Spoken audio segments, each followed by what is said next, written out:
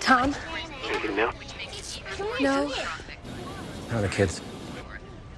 They're fine. They're outside playing. They want to talk to you.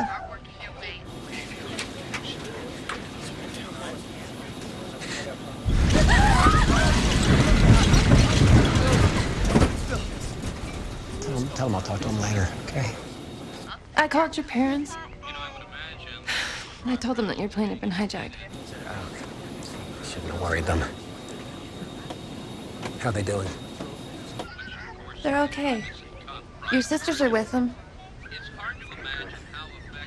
We're waiting till we're over a rural area. We're gonna take back the airplane. What? No, no, no. Just sit down, be still, be quiet. Don't draw attention to yourself. Dina. They're gonna take us into the ground. We've got to do something. It's up to us to do it. No one else can. What do you want me to do? Pray, Dina. Just pray.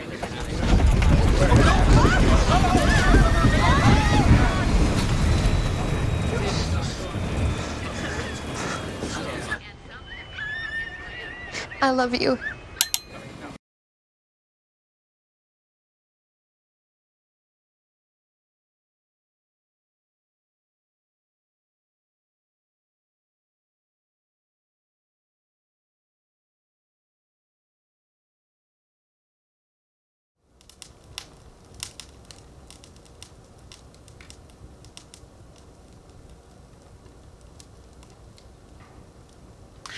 Yesterday, a grand jury in the District of Oregon returned an indictment charging 11 members of a Portland-based cell of animal rights and environmental extremists for their roles in a pattern of domestic terrorism activities. In many cases, the group publicized the incidents with graffiti, press releases, and communiques attributing the actions and the stated reasons for those actions to the Animal Liberation Front and Earth Liberation Front terrorist movements. 6 people, 6 suspected arsonists are behind bars. The department announced the arrest of people believed to be part of an eco-terror group. It involves the biggest names in eco-terrorist groups. Eco-arsonist William Rogers has little to say after his arrest today. Who allegedly struck several targets here in the Northwest. Was accused of setting a series of fires throughout the Northwest.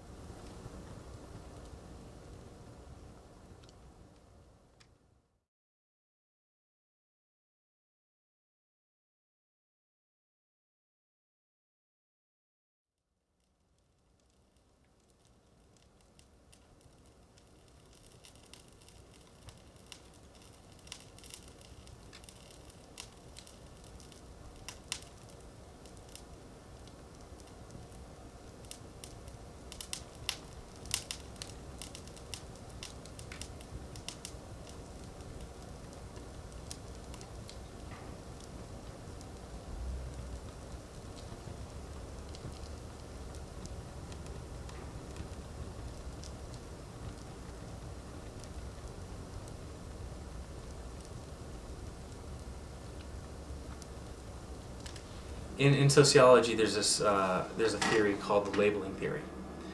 2 groups could be doing the exact same thing, but if you label one group, that label sticks in you, and then you create this monstrosity based upon that label. There's a great example of researchers doing research in this one town where you had kids from the wrong side of the tracks and then the rich kids, and both these kids behaved the exact same way. The rich kids would go out, get drunk, party, get into fights, stay out all night, stuff like that, race their cars. And they were seen as, oh, they're just good kids, they're just sowing their wild oats.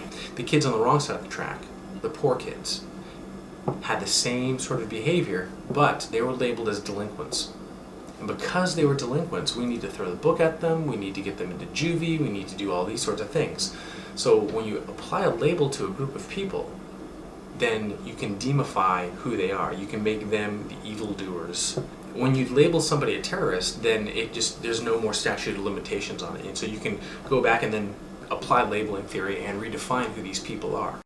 Despite all the language that we hear in the press, these provisions that could possibly be used in the Patriot Act about, quote, domestic terrorism have not been used against any environmental activists. And yet we continue, and the word eco-terrorism appears nowhere except in the press. It is not a term that appears, it appears nowhere in the Patriot Act, because there is nothing in the complaint that says anything about terrorism. These defendants are charged with arson, which is a very different thing.